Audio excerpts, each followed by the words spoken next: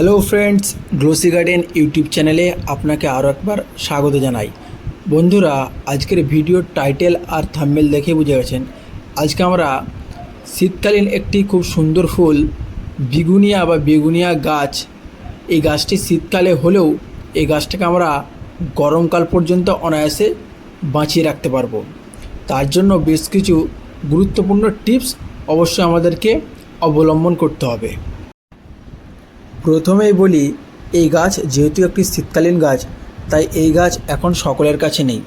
যাদের কাছে আছে তারা এই মুহূর্তে যে যত্ন পরিচর্যাটা করবেন, প্রথমে এই গাছকে আমরা শেডে নিয়ে চলে আসবো, অর্থাৎ সেমি শেড, যেখানে এই গ্রীষ্মকালীন প্রচুর যে রোদ, সেই রোদের তাপমাত্রা না লাগে, জাস্ট একটু আলো বাতাস খেলে এরকম জায়গায় এই গাছটাকে রেখে দিতে হবে।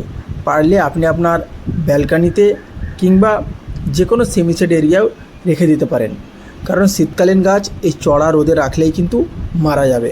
তো অবশ্যই এটা আমাদেরকে খেয়াল রাখতে হবে। তাই প্রথম যে কাজটা করব, আমরা রোদ থেকে সরিয়ে রাখব। দ্বিতীয়ত, এই গাছটিকে আমরা সবসময় ময়েশ্চার বজায় রাখার চেষ্টা করব। অর্থাৎ যেহেতু শীতকালীন গাছ আমরা গরমে এনেছি এবং গরমে একে বাঁচিয়ে রাখবো, আর এই গাছটি প্রায় সারা বছর বেঁচেও থাকে যদি যত্নটা করা যায়। তাই মাটিতে ময়েশ্চার বজায় রাখতে হবে।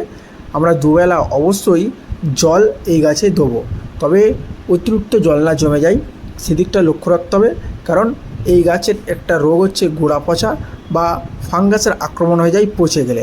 এর ডালগুলো খুবই নরম এবং রসালো, তাই সহজেই পচে যায়, অবশ্যই লক্ষ্য রাখতে হবে। আর সাথে পাতায় আমরা সকাল বিকাল জল স্প্রে করব। এর পরবর্তী যে কাজটা, সেটি হচ্ছে এই গাছটাকে আমরা কী খেতে দেবো। শুধুমাত্র এনপিকে জাতীয় যে কোনো খাবার এই গাছটিকে আমরা দেবো। অন্য কোনো খাবার যেমন পচানো সরিষার খোল এই মুহূর্তে একদম দেবেন না। এনপিকে জাতীয় যে কোনো খাবার কিংবা ডিএপি দুটো একটা দানা আমরা এই গাছে দিলে এই গাছে এখন আমরা অনায়াসে ফুল পাবো। গ্রীষ্মকালে যেই রোগ পোকাটা বেশি লাগে সেটা হচ্ছে মিলিবাগ। তাই মিলিবাগের ওষুধ হিসাবে আমি একতারা ব্যবহার করি, আপনারাও একতারা ব্যবহার করতে পারেন বা এক্কা যে কোনো মিলিবাগের ওষুধ ব্যবহার করতে পারেন। আর এই গাছের ফুলের পাশাপাশি পাতার মানান খুব সুন্দর, তাই চাইলে আপনি ফুল সহ গাছটিকে টেবিলেও রাখতে পারেন, তবে হালকা যেটা বললাম আলো বাতাস পাই সেদিকটা লক্ষ্য রাখতে হবে। এই গাছের ডাল থেকে সহজেই আপনি প্রপাগেশন অর্থাৎ নতুন চারা তৈরি করতে পারবেন শীতের দিকে কিংবা বর্ষার শেষের দিকে। তাই যাদের কাছে এই গাছটি আছে যত্ন পরিচর্যা করুন।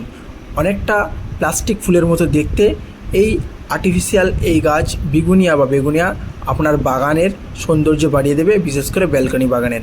বন্ধুরা, এই ছিল আজকের ভিডিও।